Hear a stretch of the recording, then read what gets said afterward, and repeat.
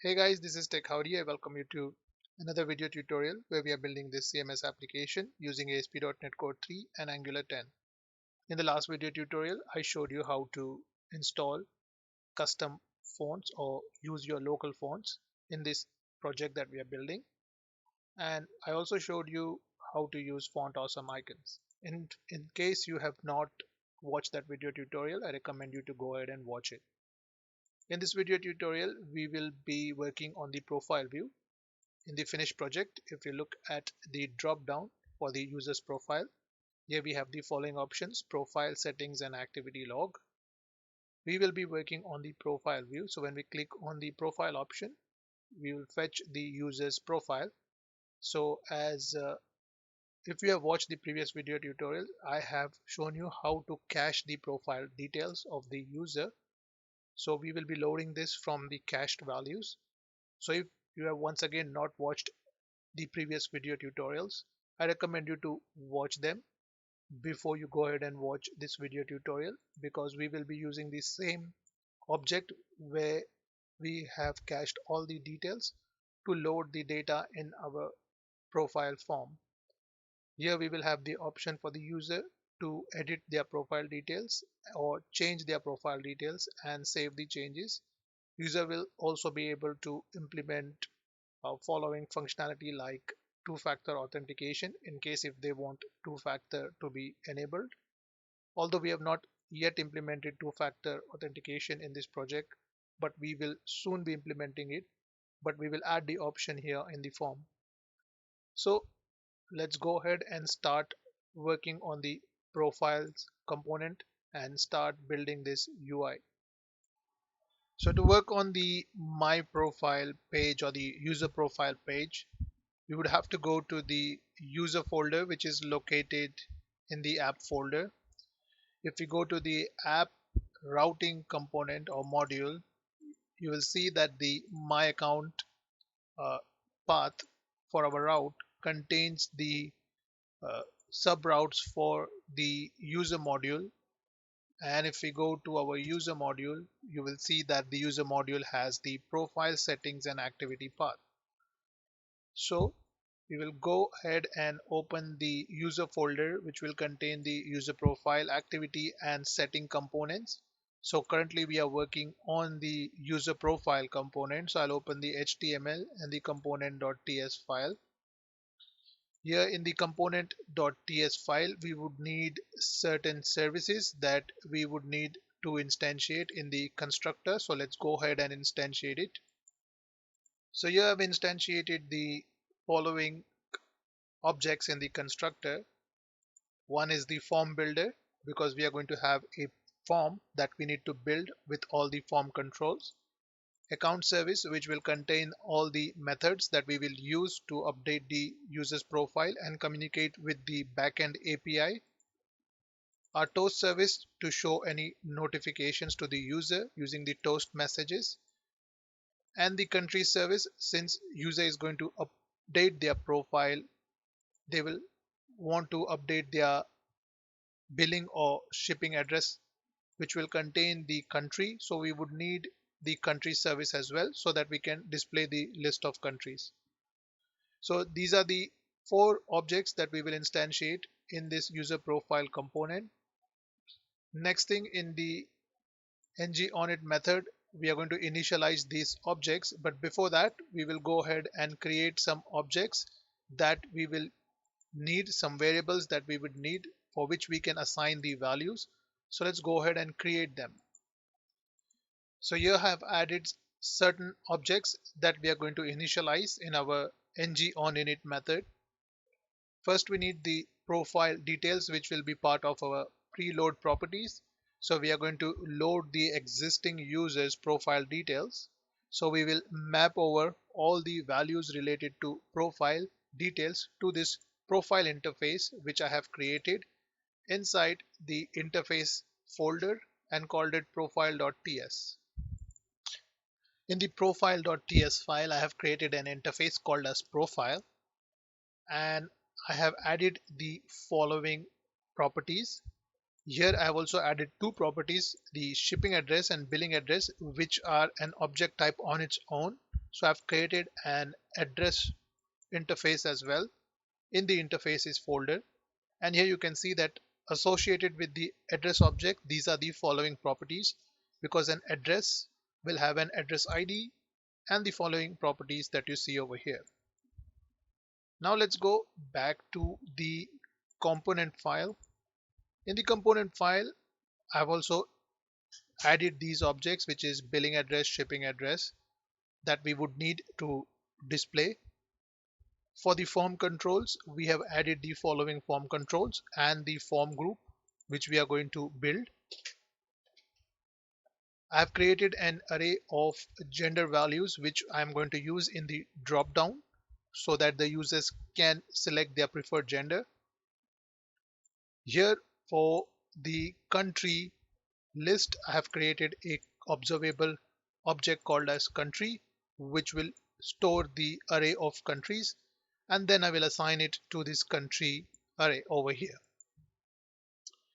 We have used few objects over here to display the modal message, modal title, and any errors that we find, we will store it in this error list, which is an array, so that we can display all the errors to our users on the modal. Now let's go ahead and initialize these controls in our ng-on-init method. So here I have initialized the form controls. As you can see that for the form controls, I have specified the validators, and I also set the initial value, because our initial value would not be blank. It will not be an empty string always, because the user might have some profile details that we are loading, and that's why I have specified over here preload properties. So the user will have some pre-loaded properties in the observable object that we have cached. So we are going to assign that values over here instead of an empty string that we are going to initialize this form control with. So we have set the validators, and if you want to add additional validators or custom validators, you can create it. When we worked on the registration form, I showed you how to create custom validators, and we have created a service for that. So go ahead and watch the registration video for the Angular app, and you can understand how to create custom validators and use them.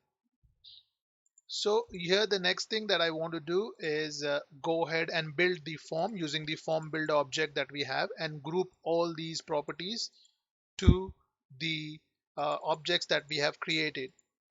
So once we have initialized this particular form controls, the next thing is to create our extension methods, which will have all the logic for updating the user's profile. So let's go ahead, and first of all, since we want to load the countries, let's create a load country method so that we can fetch the countries from the observable object which has cached the countries values. If you have not watched the video tutorial where we created the country service, we have created the country service in the registration video as well, where we had to load the countries, so we cache the value.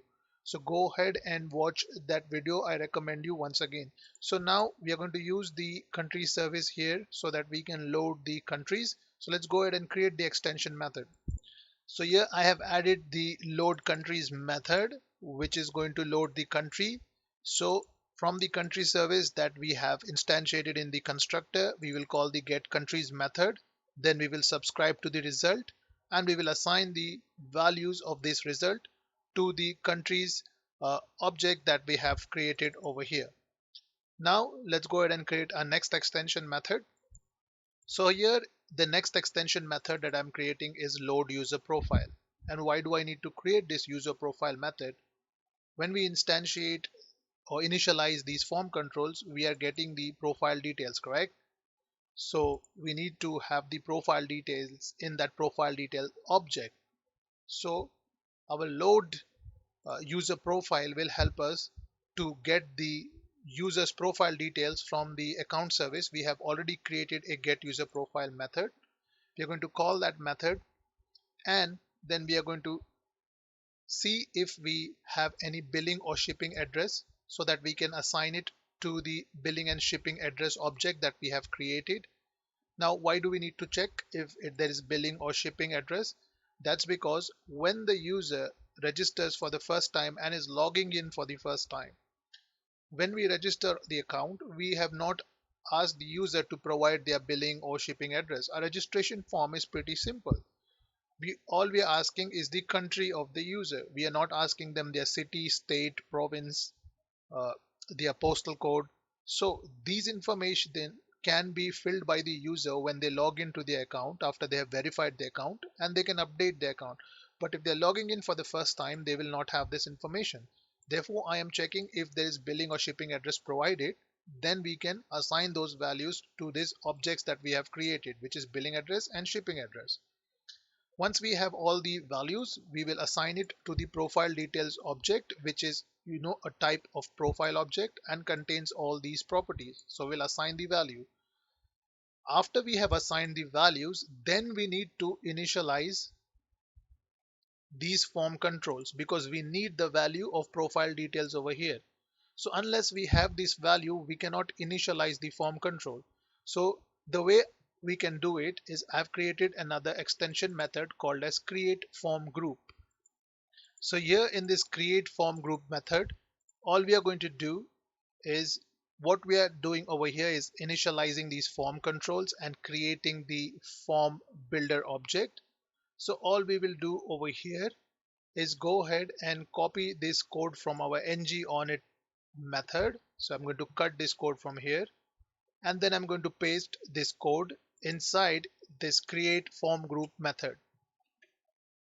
So now we have the create form group method, which will be called after we have the profile details so that we can access the values here while initializing these form controls. If we initialize these form controls before we have the values, then the values will always return null or blank. Therefore, we need to make sure that this method is called after the profile details have been assigned or initialized, or we have set the values over here. Now let's go to the ng-onInit method, and here in the ng-onInit method we will go ahead and call the load user profile method that we created. Then we will go ahead and call the load countries method, and finally when the user's profile is loaded, we will scroll the window to the top. Otherwise the window might scroll to the bottom in some certain devices. Okay, so we always want to make sure that when the profile page is loaded, we scroll all the way to the top of the window. So that's why I have set this window scroll 0, 0 x and y values over here of the x and y axis. So that should be it. And for our ng-onInit method, so I will save this. Next thing that we want to do in our profile form, we want to have options to edit the user's birth date, the gender, the country. If I go to the finished project, here you will see that I have the option to edit the birthday, the gender, and also I have the options to edit the address. Now here the reason I set this edit event is because I'm using a library called as chosen to create these drop downs, and also we are using jQuery UI to create the calendar for our birthday. Since these components are not yet loaded, I cannot initialize them using chosen or jQuery UI. So after these components are in my DOM, I need to initialize them. Therefore, I set this edit button which will initialize this component for us. If you have not watched the entire video tutorial series, then I'll just inform you that we in the admin panel, when we created the admin panel, we have used the chosen and jQuery UI library to build these components like dropdown and calendar. So we have initialized these elements on our DOM using jQuery. If you need more information about these libraries, I will put the link in the video description so that you can go ahead and read the documentation. We have already spoken about these libraries, how to use them in the admin panel video. Here we are not going to spend time. So we need to initialize these elements on our document So therefore we need to make sure that these elements are loaded, like the birth date. So if I click edit, you will see that now the calendar that which is built using jQuery UI is initialized for us to use. Similarly, if I click on the gender option, this particular element is now initialized using chosen.js or chosen JavaScript framework that we are using, and now you can see the drop down. The advantage of using chosen library is you can do live search on the drop down values. For example, if I had to search for this particular value called as two spirit, so you can see once I type the characters, I can see the value in search, so it live searches the result for us.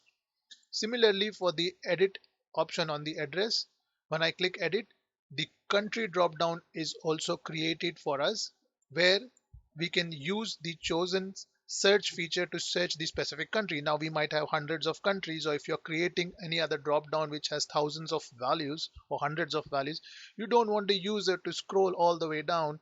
For example, if the user is from New Zealand and he would have to scroll all the way down, that's not a good user experience. So we are going to implement this chosen library where the user can directly search for their specific country, in this particular example New Zealand, and then click New Zealand and choose it and set it as their country. So in order to use this feature, I have used these libraries. For the drop down, I have used chosen.js, and for the birthday calendar, I have used jQuery UI. If you prefer to use some other UI library, go ahead and use it. In this video tutorial, I'll be showing you how to implement these feature using this library. So let's go back to our component.ts file, and I'll show you how we can initialize these particular elements. Now to use these libraries, first thing that we want to do is install these libraries using Node Package Manager on npm. For that, we will open a terminal window and we are going to type in the following command, which is npm install, and we will specify the name of the libraries that we want to install. So here I have specified the name of the library as chosen-js, and I'm going to hit enter to install this library. Now chosen works well with jQuery. We have already installed jQuery, but in order to use chosen within the jQuery framework that we have installed, we have to install the type version of chosen library. It's available to us. All we have to do is specify the name. So the name would be npm install at types / chosen.js, and then hit enter. So we will have the types of chosen.js installed, so we can use it using jQuery code.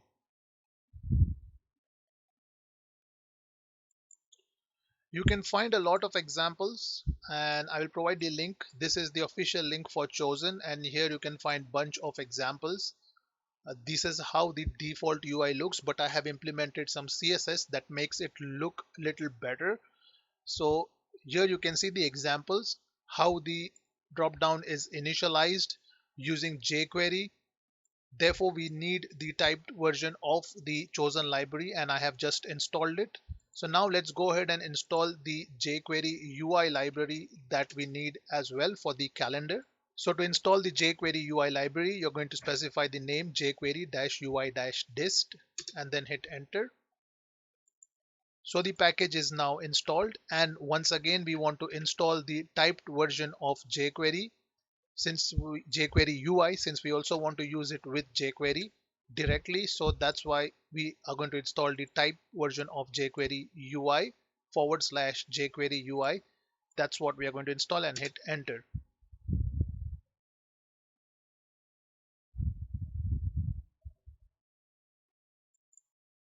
So we have already installed these libraries now. Now the next thing that we want to do is specify the names of the typed version of the libraries in the types array, so that we can directly use it inside our components. And to do that, we will go to the file over here, which is tsconfig.app.json. Open this file. We have already added the references for jQuery UI. All we need to now do is add the reference to chosen.js. So chosen.js package.js. Keep in mind, if you go to the package.json file where you have installed, you can see the names of the installed library. So whatever name over here you see, for example, in this case it's chosen.js. For the type version, you'll copy that and you will paste it over here. Do not name this with your own naming convention. Use the names of the exact library. So here I'll go and save this file now, and I don't need to keep it open, so I'll close it. Close the package.json file. The next thing that I will do, I need to go ahead and reference these style sheets and JavaScript files in the angular.json file so that they are loaded in the browser. So for that, I will open the angular.json file, and in the styles and script array, I'm going to reference the path for these particular library files. So here I have added the reference for chosen's style sheet and for chosen's JavaScript file. That's the name of the JavaScript file, and you can check it in the node modules folder. Here we have already provided the reference for jQuery UI in the previous video tutorial when we created the registration form, so we don't need to add it once again. So I'll go ahead and save this file now. So now we have installed these libraries. Now let's go ahead and create the methods that will be called when the edit button on the profile form is clicked, associated with each of the particular elements.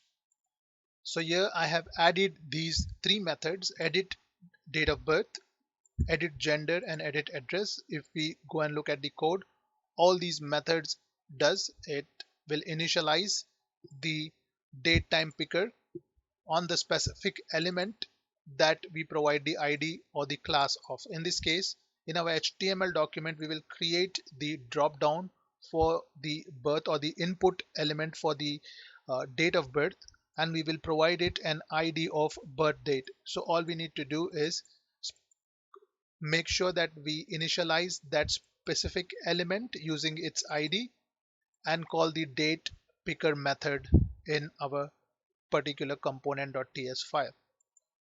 Here we can set the range of the date from when we want the drop down to start for the calendar and when we want it to end. Should the user be able to change the month or year, and when the value is selected, we will assign it to the birth date value of our form control. So this is what the edit date of birth method will do. For the edit gender, I specified that we are going to use chosen. So we have initialized the drop down for the edit gender using the chosen libraries chosen method. Now here you have to understand one thing is, I have created an array which contains the list of genders. So I have run a for each loop on that particular list, and I have created a option drop down. After I have created the option drop down, I have made sure that I initialize that drop down with chosen. Without any options in your drop down, you will not have anything to search. So it is always good to first make sure that all the options have been added. And finally, I have the edit address drop down, where first thing that I want to do is enable the address because we have disabled the control. So all I'm doing here is removing the disabled attribute from the specified IDs of the elements in this enable address control extension method that I'm using in the edit address. Finally, here I'm going to initialize the drop down with the name of the countries using the countries array, which contains all the values names of the countries that we have in a database. And once I have set the option, I'm going to initialize it using the chosen libraries chosen method. So here I'm going to initialize the shipping address, and here I'm going to initialize the billing address. So now here we are done with the methods that we need to edit the address when the edit button is clicked, edit the gender when the gender button is clicked, edit button is clicked, and edit the date of birth so that the calendar is displayed. So we have created the following methods. Now the next thing that we want to create is to display errors. We need to show the errors in the error model. So we have a modal message, modal title, and error list. Let's go ahead and create a method so that it can build this error model for us dynamically. So here I've added the extension method which will load the error model, will display all the errors that we store inside the error list, and we are going to run a for loop on the error list array from our HTML using ng for attribute of the Angular component. So here is the extension method. Next thing that we want to do is, if we go to our finished project, you will see we have this change photo where the user can click and then select a new photo. So there's a file loader that will load and the user can select their profile picture. So just for an example, if I had to click this button, you will see a file explorer being loaded, and then I can select an image. And when I select the image, the preview will be generated for me inside this image window that I have over here. So we need to implement two methods: one to load the file explorer, second to attach the selected image in the image source and create a preview for it. So we will add these two methods over here which we are going to use. So here I have added these two extension methods that we will call from the HTML file of our component. When the user clicks on the change photo button, it will generate a trigger input. It will call the trigger input method and it will generate the click event. We are going to load the file using the file reader API that is available in the HTML5 browser for us. And if you need more information on file reader, then you can read the documents from Mozilla developers. So you can read the documents from the MDN web docs, and here you can find more information on file reader. It's available in any HTML5 browser, so you can use it to load and read files. So we are going to use the file reader to create, read and generate the preview of the file, and then once we read the file, we will assign it to the image tag that we have in our HTML file and set the source of the file that we have read over here. So these two methods will do the trick for us, and I have added these two methods over here, which once again we will call from the HTML file itself.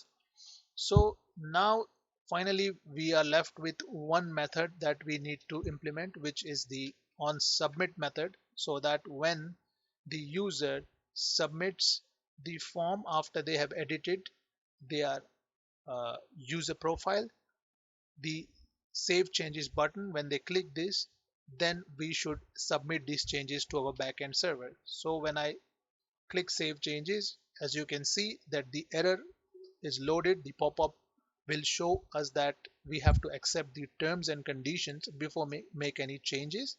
So we are going to implement this, and when we click save, then we will be asked to provide our password so that the new changes can be updated on the user's profile.